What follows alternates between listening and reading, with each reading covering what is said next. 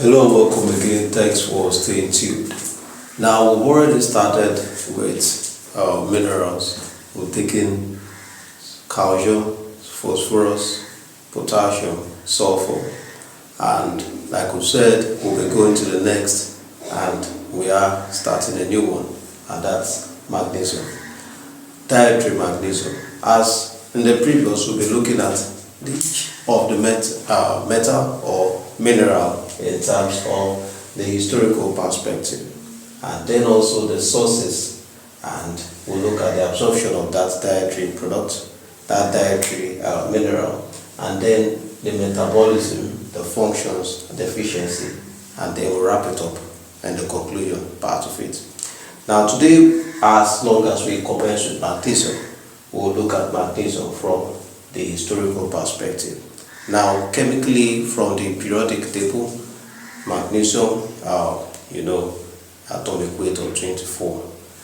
Then historically, in 1775, magnesium was first discovered or isolated. First of all, separated or distinguished, particularly used the word distinguished from calcium. Now what happened is that in most places where you find magnesium, you also find calcium, and they are both of them. Like I said when I was treating calcium, they consider them as antagonistic minerals, that is, minerals that one should kind of mutually exclusive. If this is present in large quantity, this should not also be present in large quantity. This is large, this should be lower, and in most cases calcium is usually should be higher than magnesium. Magnesium cannot play in quote supportive role to calcium. So what we have is the first recognition of it by Joseph Black, who is a Scottish chemist. First distinguished magnesium from calcium.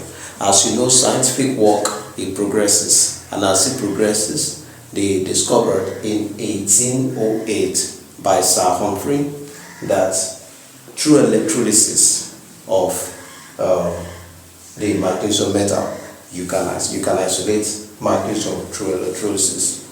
Then in the 21st century, it was until the 21st century that further work on magnesium discovered that it even has nutritional benefits, and that's around the early 20th centuries.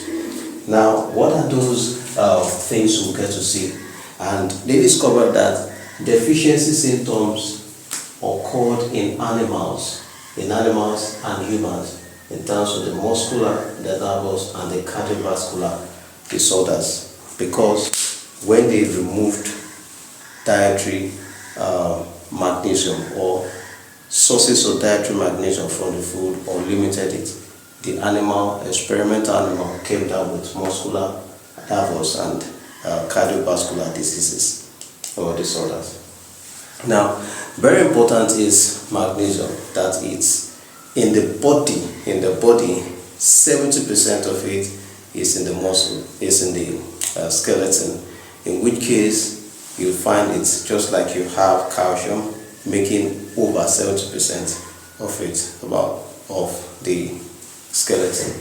So the total mass of magnesium all over the body, 70% of magnesium in the body is in the skeleton, and then the remaining 30% is in soft tissues,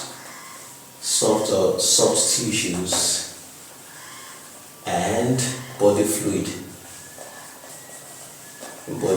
For example, you have the blood and the others. Now, where can we find magnesium? Magnesium can be found, the sources of magnesium, dietary magnesium. We categorize them into three: the plant sources, the animal sources, and other sources. In which case, the other sources are those that have been incorporated into food that people eat. For example, canned food, processed food. So get synthetic or artificial magnesium produced in the laboratory, incorporate them into food that people eat. So you see the dietary nutritional information of food, you see this. So sometimes they've been cut by laboratory synthesized magnesium or other minerals and incorporated. Now you can also find, like you find them in fortified food, and those food are specifically put there to help people who perhaps are in quotes deficient of magnesium.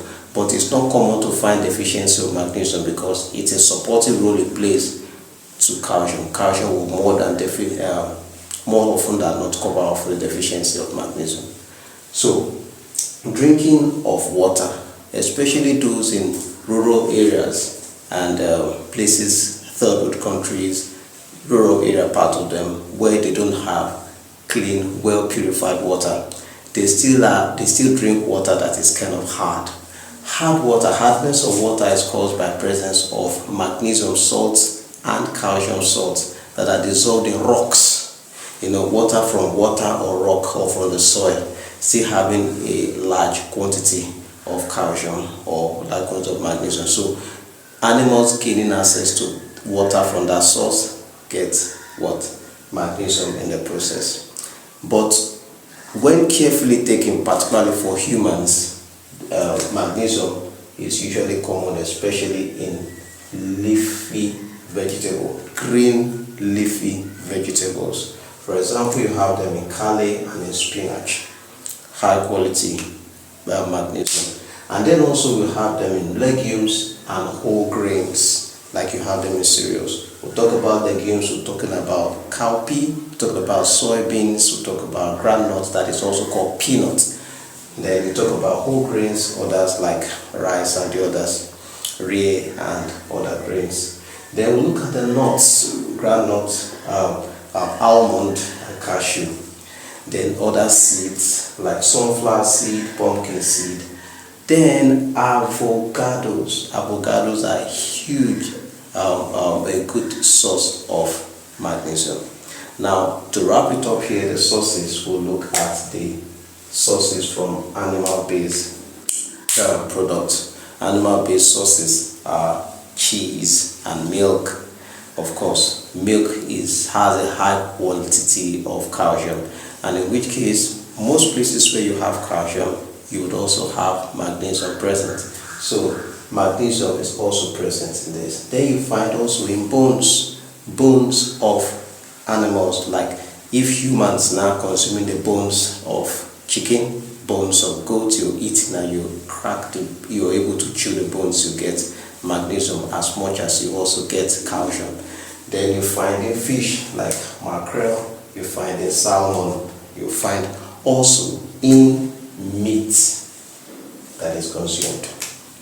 Now, these are the sources of calcium. What do you think is magnesium? What do you think? Is there any source that I've omitted? Kindly put in the comment section. And you have a question to ask, also let us know at the comment section. We'll give answers to it. Thank you so much for staying tuned. Let's meet in the next. In the next, we'll be considering the absorption of magnesium. Absorption of it. Thank you so much. Till the next. Bye.